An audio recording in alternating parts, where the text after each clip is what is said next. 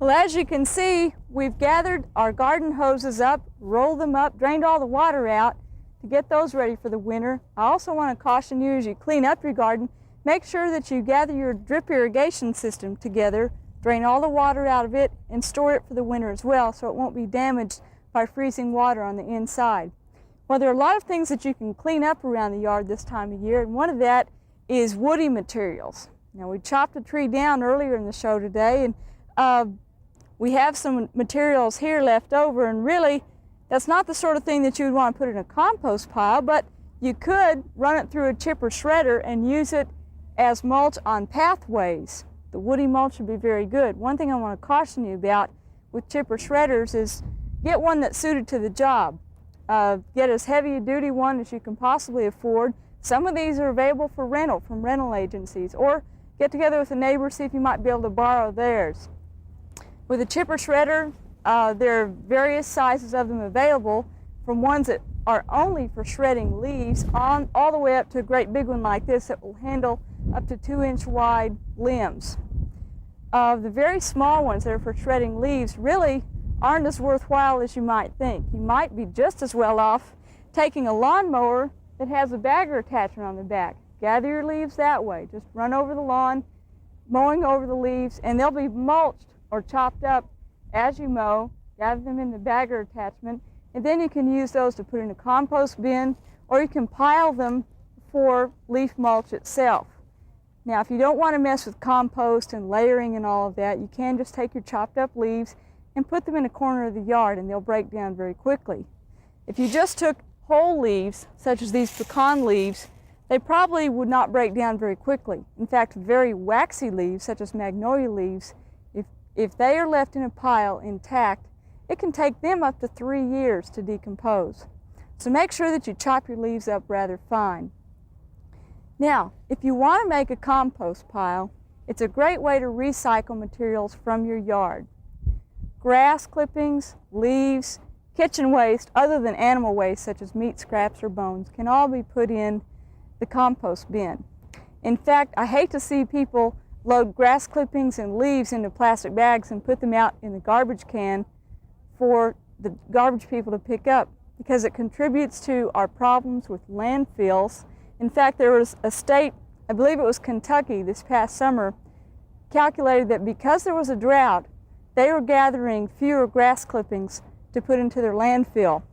And their landfill actually had 25 to 30% less materials filled into it because people weren't mowing their yards as much. So that gives you an idea of how it contributes to the waste problem. So recycle it in your own yard.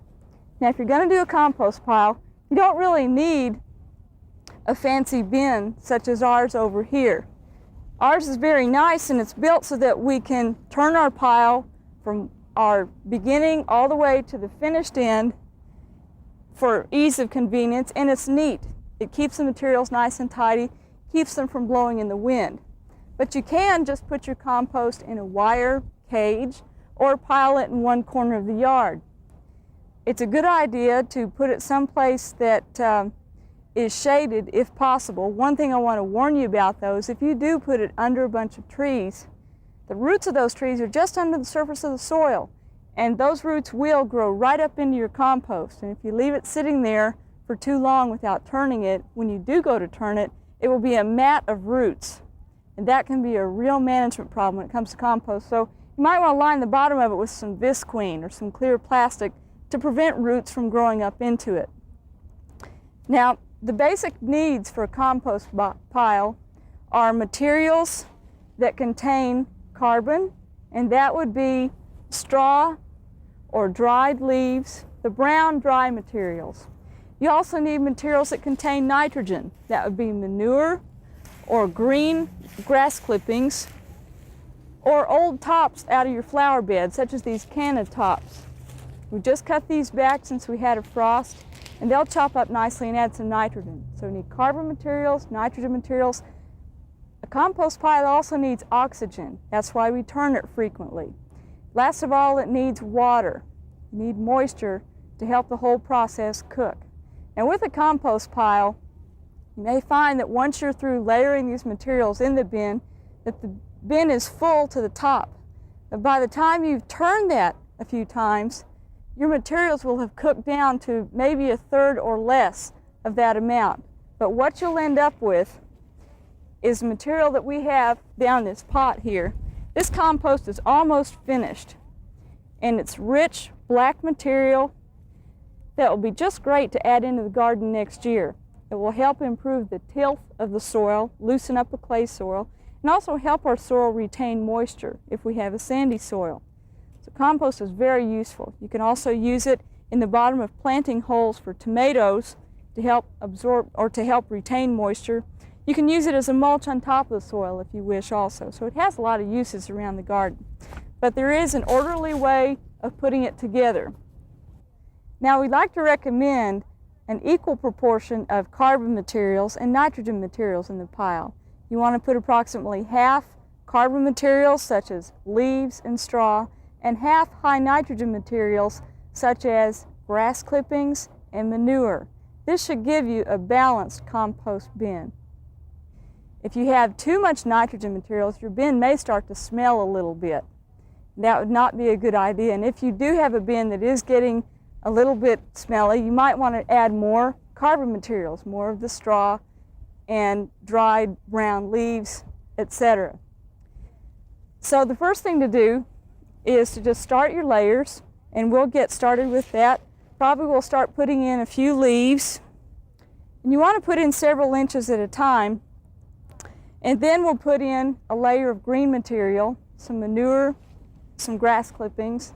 On top of that, we'll probably scatter some lime. The reason for this is that some of these materials are quite acidic, and in order to balance the pH of our compost bin, we'll want to put a little bit of agricultural lime in there. If you're using a lot of materials that are just leaf materials, such as grass clippings or straw, you might want to add a few shovelfuls of garden soil. Now we've got some manure mixed into our straw, so we've got plenty of microorganisms to start the breakdown process. But if you don't have that type of material, be sure you put a few shovelfuls of garden soil into the compost bin to get it started. Then a little bit of lime, as I mentioned, and water it down real well. Last thing you want to do is dish the top of the compost bin so it can catch any water or rainwater that falls.